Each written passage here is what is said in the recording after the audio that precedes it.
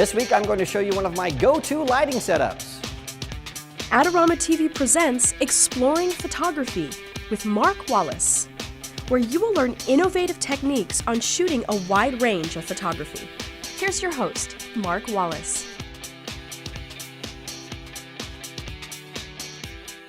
Hi everybody, welcome to another episode of Exploring Photography. I'm Mark Wallace right here on Adorama TV, and Carissa is here today. She walked into the studio with this amazing dress, and she's one of my favorite models, and I thought, man, we have to shoot this. And so immediately my mind went to a always works go-to lighting setup that I use when I want to shoot a almost full-length portrait. And so I thought, why not share it with everybody that's watching us on Adorama TV? So let's do that right now. So Carissa, I'm going to have you go back to your spot. Now the nice thing about this is it uses two lights, gives us a very, very nice soft look, and also a reflector. So here's how it works. So right over here we have sort of the star of the show. This is a 4x6 Profoto softbox, and you can use any large light source. This is an RF. There's a new Profoto RFI that is much less expensive, but it still gives you this beautiful, really large source of light, and so you might want to check that out. So this is really what's illuminating most of Carissa, and so we get from head to about knees a perfect exposure. Now around on the other side here, you'll see is we want to balance out this light, so we have this reflector that's taking the light that's from the softbox and it's bouncing it onto the other side of her face. So that way we have a nice lighting ratio where we have key light over here and just some nice fill. And this light, you'll notice, is just a little bit in front of Carissa, so we have light that's sort of wrapping around. But what I need to do is I need to add some separation. And so we have over here this nice 2x3 softbox. And what that's doing is just bouncing in some light, mainly on the back of Carissa's head. So just right over here and on her shoulders, we're just going to get a little bit of separation.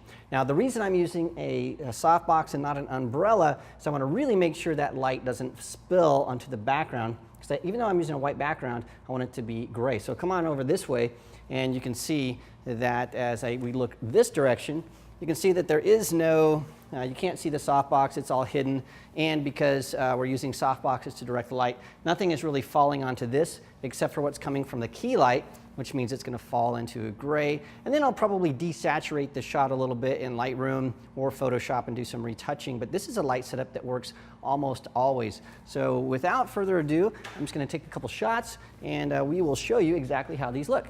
So Carissa, we're going to have you stand exactly like you are, just a little bit into the softbox.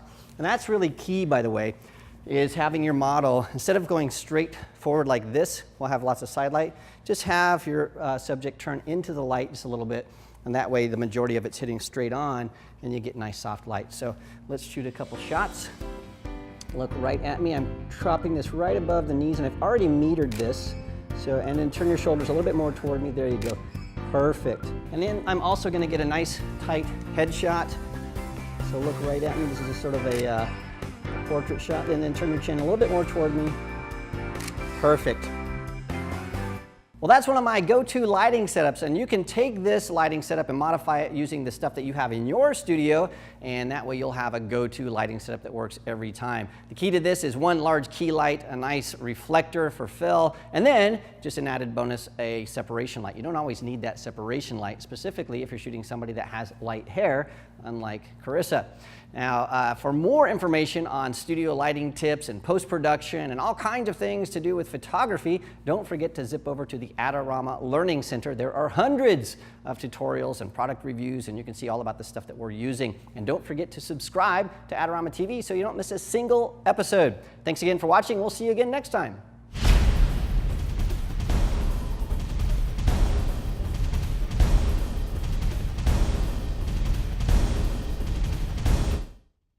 Now do that for yourself. Sorry.